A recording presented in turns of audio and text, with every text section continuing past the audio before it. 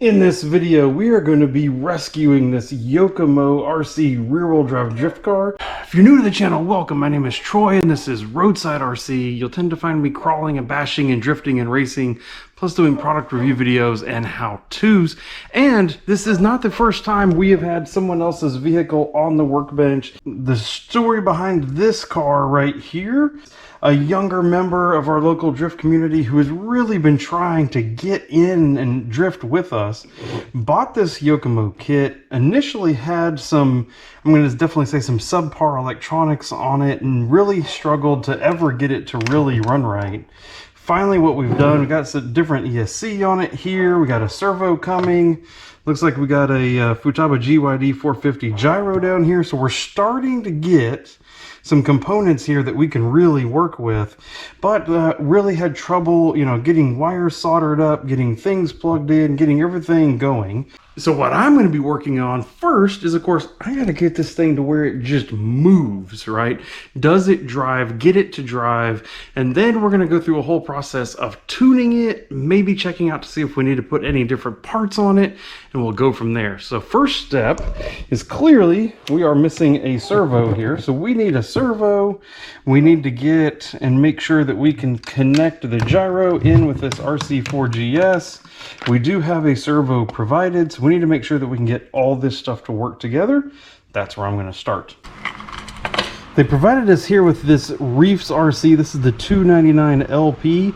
This should be a nice low-profile servo that should work in this car really nicely, but I've never used one before, so we're going to see how it works. Looks like we have the mounting screws in here, so let's get all this just physically mounted up and see what we've got. All right, we got power hooked up. We got the servo just plugged into the receiver. Wanting to make sure that, yes, indeed.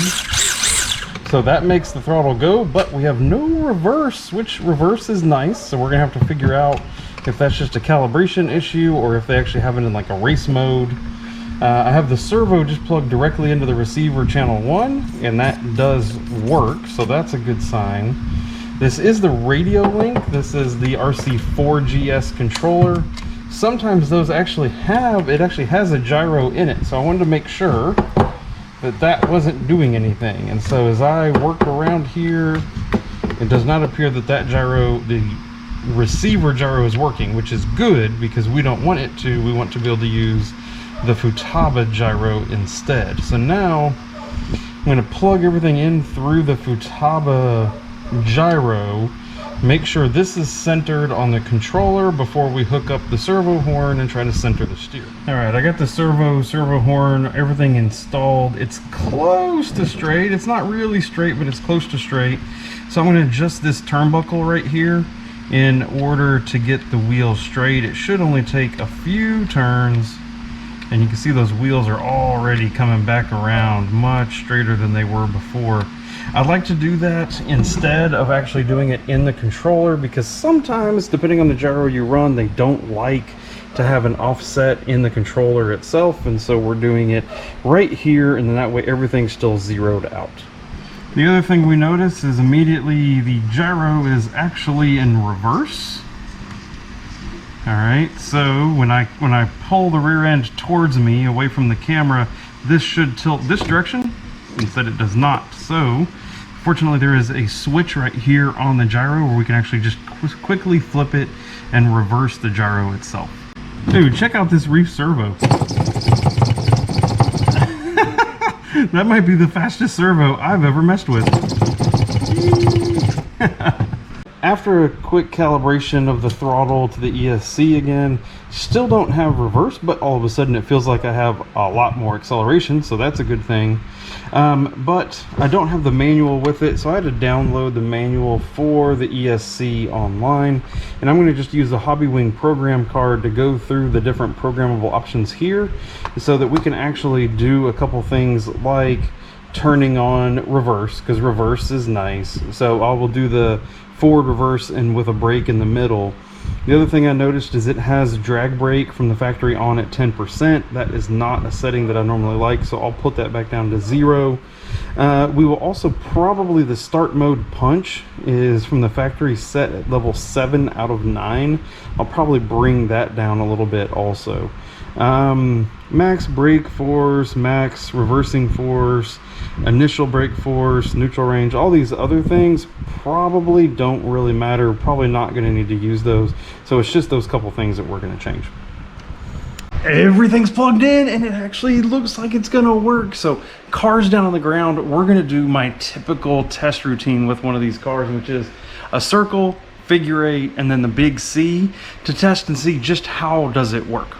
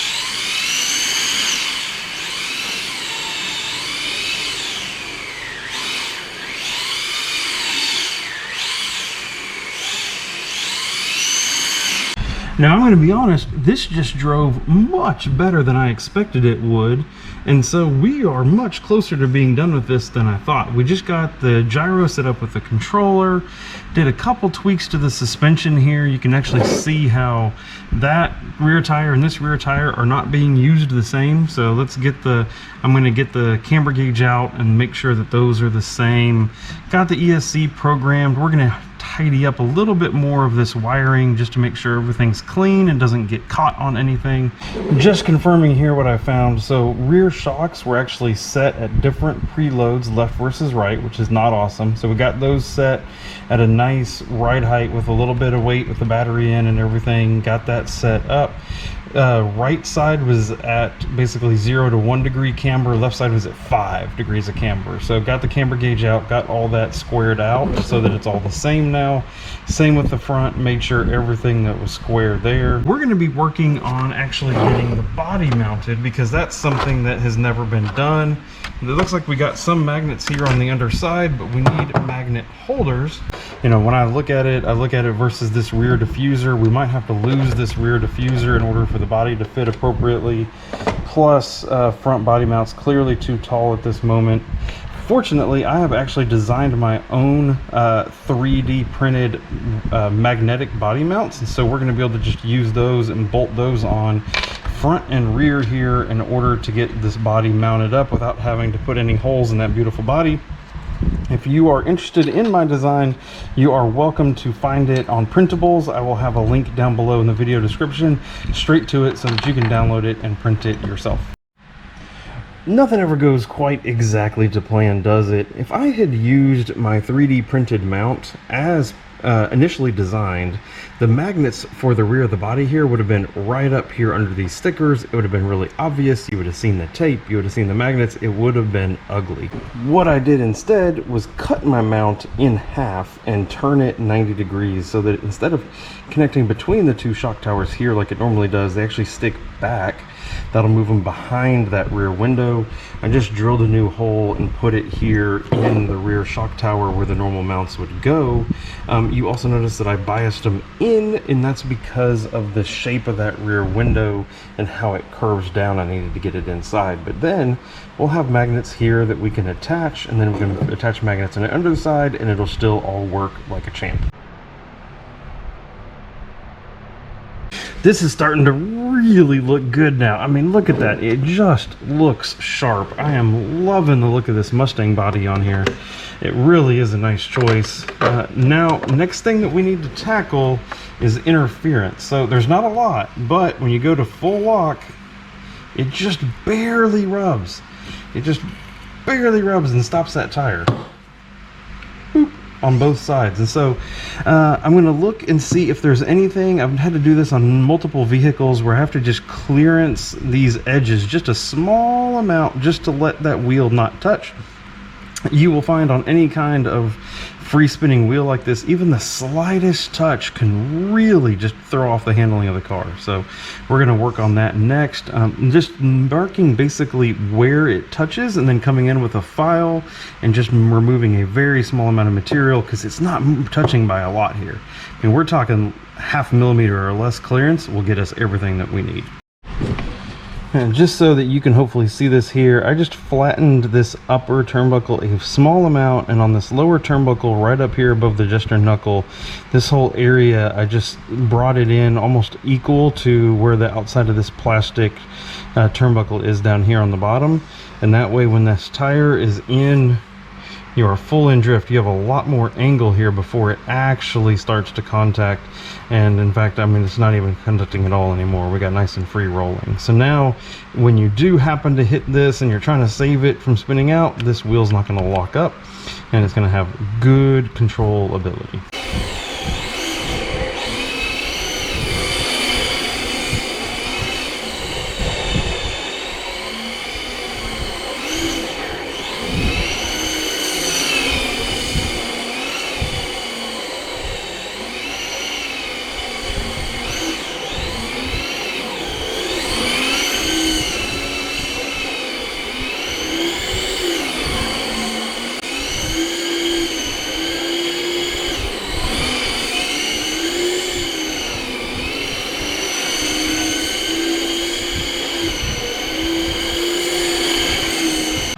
With that, there's probably only one thing left that I think we should do to this car before we give it back, and that's swap out this motor. So this is, it looks like, based on the gold can, I'm guessing this is like one of those Ghoul RC, you know, it's a brushless motor, which is awesome, but it's a non-censored motor.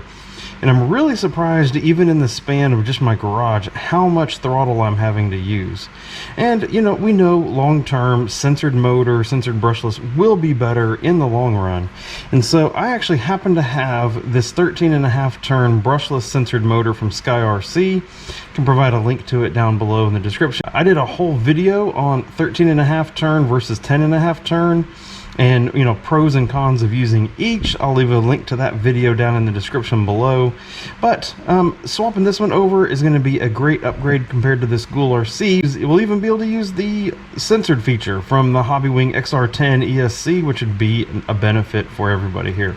So I'm going to get this soldered up, swapped over and soldered on, and then we will give it one final test drive before we call this good. There we are. That's looking so much better now with that 13.5 turn motor in there. I'll also give him a little bit bigger pinion to help with wheel speed. Let's give this another drive.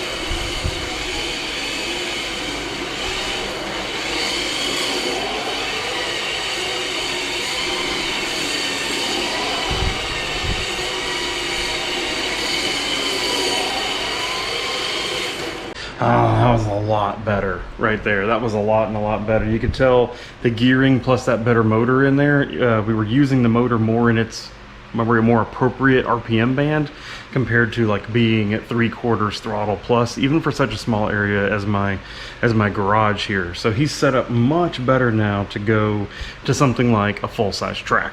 With that in mind though, there's something in a lot of my settings that I want to go ahead and make sure that I give to him also. And that's a throttle exponential, and that's because, ooh, what is that? Forward curve, forward VTR, forward exponential. That's the one that we want. All right, and so what I tend to do is we need to turn it on. We're gonna go here to rate, and nope, that's not what I want to do. I want to go down. So I like to really flatten out my throttle curve. So what this does is, what it's doing when we curve it down like this, is you're numbing out the lower throttle RPM a little bit, This is good for me, and it's good for a lot of beginner users, because then that way you can modulate the throttle more, but you're not actually sending as much of a signal to the ESC. However, when you still need full throttle, you still got it over here. So we're gonna curve this down maybe somewhere in this 70 range and give that a shot first and see how it feels. With that done, the last thing that we're doing here is another set of tires and wheels. That's because these are actually all the factory Sakura D5 tires and wheels. So I know that these Sakura D5 wheels that I have laying around will work and will fit on here nicely, but clearly these are a set of asphalt or concrete tires that are super scuffed up. You do not want this if you are going to be driving on carpet at all. So I am setting him up with a brand new set of Yokomo DRCs on a set of matching wheels, so that way he can flip and flop out depending on what surface he's driving. If you get a set of carpet tires, stay with that same tire, and that tire only ever touches carpet. You do not want a carpet tire to be scuffed up even in the least. So once you get a set of carpet tires, you leave it that way. I think we are done with this RC drift rescue.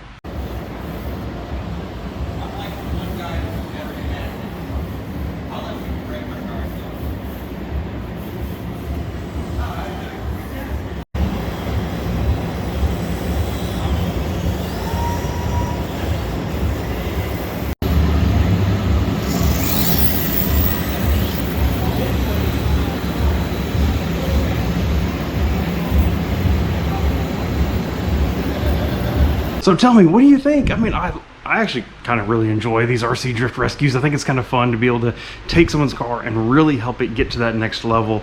Is it perfect when it leaves here? Man, it's probably still not. Probably still some tweaking that could be done to it, but it's much better than it was before, and that is always a really cool thing. So I'm gonna leave you with maybe some other drift videos that I have over here. We will see you in those. Thank you and goodbye.